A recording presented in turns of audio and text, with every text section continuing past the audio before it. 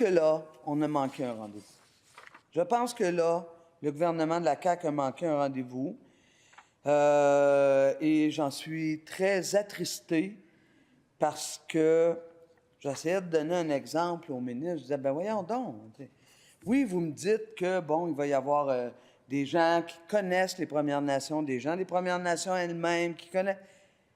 Mais là, vous avez un comité national, il n'y en a pas partout à travers le Québec, il n'y en a rien qu'un. Et vous ne voulez même pas que les Premières Nations déterminent eux-mêmes qui va être là comme représentant des élus. Là, je n'étais pas content. Je n'étais pas contente, mais ce n'est pas parce qu'on n'est pas content qu'on ne continue pas de travailler. Et on a continué de travailler parce qu'on le sait comment c'est fondamental pour les premiers peuples, cette sécurisation culturelle.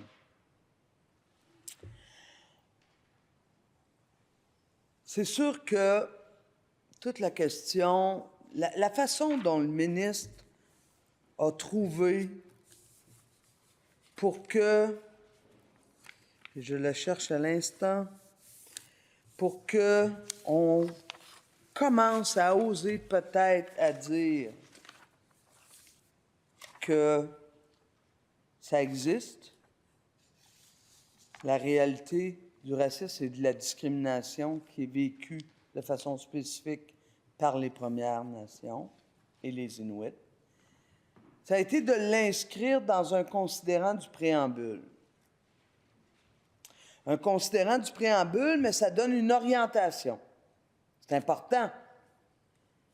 C'est sûr, certain, puis je l'ai déjà dit, mais là, je vais le répéter.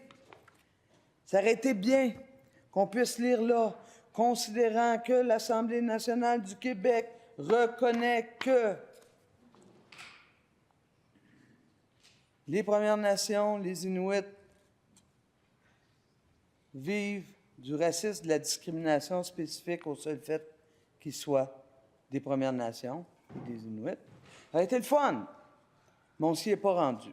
Puis quand je dis ça aurait été le fun, je veux pas minimiser. Je trouve que même je m'entends dire ça, puis je trouve que c'est pas bien que j'aie dit ça comme ça. Parce que dans les faits, ça aurait été essentiel. Ça aurait été essentiel. Mais le ministre, parce qu'il a travaillé fort, puis parce que il sait bien, lui aussi, il côtoie des personnes des Premières Nations, des Inuits. Il sait bien ce qu'ils vivent sur le terrain à chaque jour. Ça ne fait pas toutes les premières pages, là.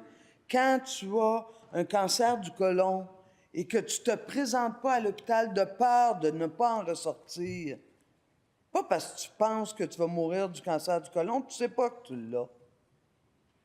Mais tu endures le mal parce que des histoires d'horreur sur du monde qui sont allés à l'hôpital et comment ils se sont fait traiter, bien, tu endures ton mal. Jusqu'à temps que ce soit trop tard, puis que finalement, ben, tu t'en vas dans le monde des esprits, comme il dirait. Mais cette personne-là, elle avait droit, là, à des services de santé. Pas parce qu'elle est autochtone qu'elle n'avait pas le droit. Mais si elle y va pas, c'est pas parce que... non, parce qu'elle a peur d'avoir des services qui vont la rendre encore plus mal d'être qui elle est. Puis moi, je comprends un peu ça. Fait que j'aurais aimé ça, mais c'est pas ça. Mais quand même, trouver une façon de le faire, c'est de reconnaître que la Commission royale sur les peuples autochtones, la Commission Vérité et Réconciliation du Canada, l'Enquête nationale sur les femmes et les filles autochtones disparues et assassinées, la Commission d'enquête sur les relations entre les Autochtones et certains services publics, la Commission vient, ont reconnu le racisme et la discrimination vécue par les membres des Premières Nations et les Inuits dans la société. C'est habile. C'est habile. On va continuer à demander ce que les Premières Nations ont demandé, c'est la reconnaissance intégrale du principe de Joyce. Et même si on y retrouve plusieurs éléments dans le projet de loi sur la sécurisation culturelle, bien, il y a un élément fondamental qui est la grille d'analyse qui te permet d'analyser les actions que tu vas développer pour créer, générer la sécurisation culturelle. Alors, on a travaillé à aller, même si on n'était pas content des fois, le ministre non plus n'était pas content des fois. Donc, on a partagé ça en cours de route. Mais on a essayé d'aller le plus loin possible, dans le plus large consensus possible. Puis bien sûr, je suis certaine que vous sentez toute ma déception qu'on n'est pas arrivé là. Vous savez, c'est complètement paradoxal. Il y était une époque où c'était mon allié sur le dossier, c'était le Parti québécois, sur la question du racisme systémique. C'était le Parti québécois, Véronique Yvon notamment. Puis le Parti libéral était au pouvoir, ne voulait pas trop reconnaître ça. Puis la CAQ ne se mêlait pas trop de ça, on chicanait entre nous autres. T'sais. Puis là, oups, la game change, les chaises changent. Mais pendant ce temps-là, il y a de nos concitoyens qui, eux autres, vivent ça encore au quotidien. Mais bref, je vais m'arrêter là. Je pense que vous avez bien senti ma déception. Alors, ce projet de loi-là, il ressemble en rien à ce qu'il était.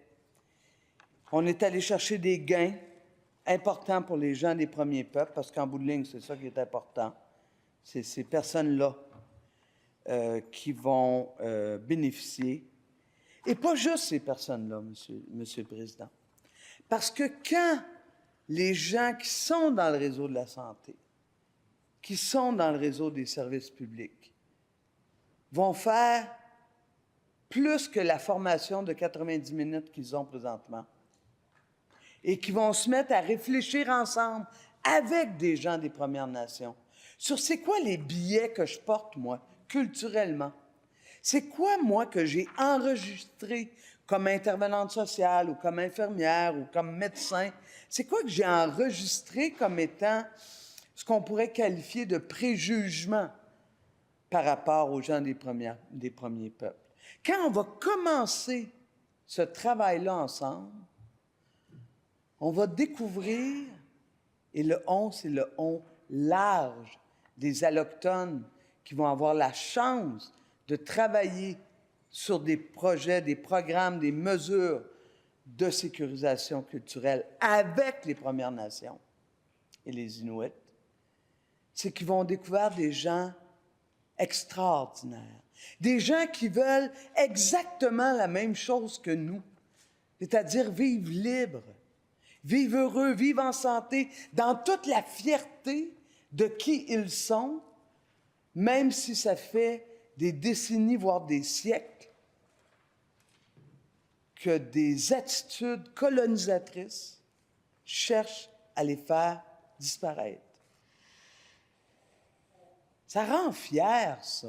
Moi, je pense que les Allochtones les Allochtones de toutes origines, parce qu'il y en a des Allochtones de toutes origines dans notre réseau de la santé et des services sociaux, quand ils vont se mettre à travailler avec les premiers peuples pour essayer de voir comment on peut faire en sorte que les gens n'aient plus peur d'aller à l'hôpital, d'aller être accompagnés parce qu'on a un enfant qui a une déficience intellectuelle, qui ont plus peur parce qu'ils savent que les ponts sont retissés, parce qu'on a replacé l'équilibre d'égal à égal.